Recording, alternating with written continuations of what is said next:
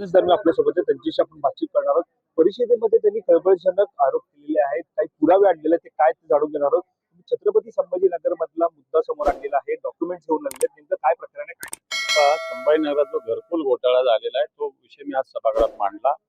त्याच्यात paper bogus बनवले जातात हे पुरावे आणलेले मी त्याचे पुरावे आणले. या संभाजीनगरात देवेंद्रजींचे टॅक्स पावती बघा, देवेंद्र फडणवीस राज्याचे मुख्यमंत्री, शिंदे साहेबांची टॅक्स पावती आहे, शिंदे साहेबांचा राशन कार्ड हे बघून घ्या. त्यांच्या सगळ्या घरातले 5 जणांचे नाव, सर्वांची नाव एकनाथ शिंदे, लता, शिका, वैशाली, नातवांचं सुद्धा नाव. हे रहिवासी प्रमाणपत्र आहे शिंदे साहेबांचं, रहिवासी हे उत्पन्नाचं प्रमाणपत्र आहे शिंदे साहेबांचं, हे उत्पन्नाचं प्रमाणपत्र आहे देवेंद्रजी फडणवीसांचं, हे कास्ट सर्टिफिकेट आहे देवेंद्रजींचं, हे कास्ट सर्टिफिकेट आहे शिंदे साहेबांचं, आणि हे आधार कार्ड आहे शिंदे साहेबांचं आणि देवेंद्र फडणवीस. आधार कार्ड तर खरं तर आयडेंटिटी मानली जाते आणि ती सुद्धा बोगस, ती पण मंत्र्यांची बनवली जाते. मंत्री राज्याचे मुख्यमंत्री, मंत्री सोडा तुम्ही, मंत्र्याला कोण विचारतं? इथं राज्याचे मुख्यमंत्री उपमुख्यमंत्र्याचा आहे. पण ह्याचा वापर कशा प्रकारे होऊ शकतो? कारण का आता म्हणजे आता मुख्यमंत्री आणि उपमुख्यमंत्री बनवू शकतात, तर सामान्य माणसाचं तर काही बनवू शकतं ना, आणि त्याचा वापर काही होऊ शकतो.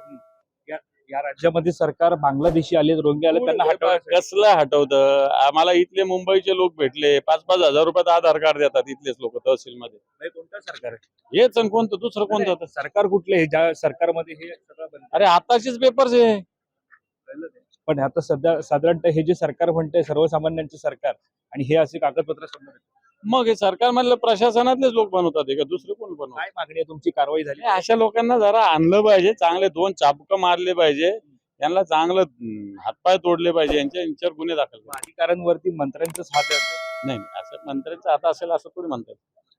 तर आपण पाहतोय की या ठिकाणी एक मोठा खळबळजनक आरोप हा अंबादास दानवे यांनी केलेला आहे, आणि तो म्हणजे बोगस कागदपत्र, ज्याच्यामध्ये आधार कार्ड होतं, त्यासोबतच रहिवासी पत्ता होता.